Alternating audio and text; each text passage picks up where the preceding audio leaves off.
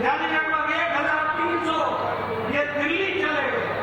यानी बंगाल को छोड़ने में यहाँ पर कोई कसर ममता सरकार ने नहीं छोड़ी ताकि यहाँ से उद्योगिक घराने यहाँ से निकल न जाए। ब्रिटानिया जो विश्व बनाता था, जो सारे देश में दुनिया में जाना जाता था, उसने भी अपनी फैक्ट्री यहाँ बंद कर दी। बंगाल आजादी के समय औद्योगिक कॉन्ट्रीब्यूशन का 24% था, आज उसका कॉन्ट्रीब्यूशन 3.5% रह गया है। ये बंगाल की बदहाली आपकी दिख रही है।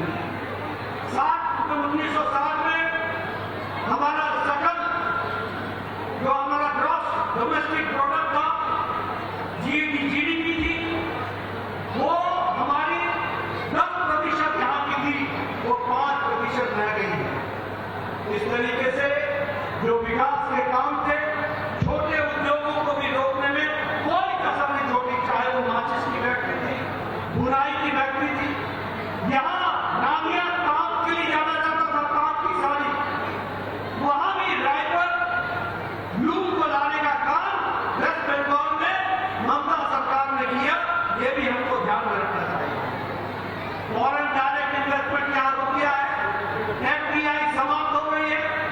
यहाँ फॉरेन डायरेक्ट इन्वेस्टमेंट का मतलब है F for fraud, D for deception और आई फॉर इनकॉम्पिटेंस। ये यहाँ एफडीआई का मतलब बन करके रहेगा। आज अगर हम देखें तो घुसपैठ बंगाल में उसकी महारत हासिल कर ली है हमारी ममता जी ने, और ममता जी बंगाल को घुसपैठियों का अड्डा बनाना चाहती है।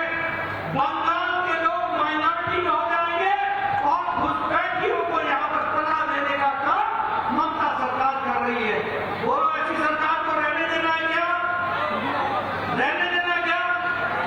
इसको पहुंचाने की सरकार है कि नहीं है? और कहोगे ना?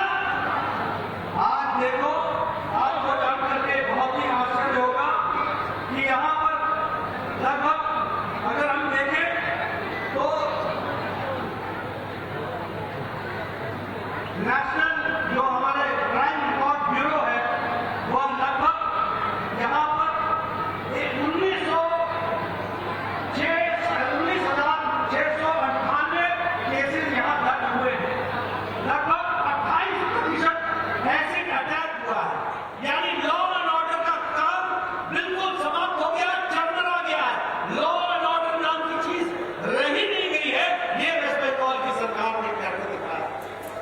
ऐसी सरकार को हम सब जानते हैं। आरजी कौर मेडिकल कॉलेज में किस तरीके से रेप हुआ, मर्डर हुआ, हमको मालूम है कि किस तरीके से टीएमसी यहाँ पर हर तरीके का नुकसान पहुंचाने का प्रयास कर रही है। और ये हमारी जिम्मेवारी है कि हम ऐसी सरकार को जल्द से जल्द यहाँ से रुखसत करें, उनकी छुट्टी करें। इस बात को हमको ध्यान रखें। নানা ধরনের কন্টেন্ট দেখার জন্য লাইক করুন, শেয়ার করুন আমাদের ফেসবুক পেজ, সাবস্ক্রাইব করুন আমাদের ইউটিউব চ্যানেল। পাশাপাশি অন্যান্য ব্রেকিং নিউজের জন্য অবশ্যই চোখ রাখুন রিপাবলিক বাংলায়।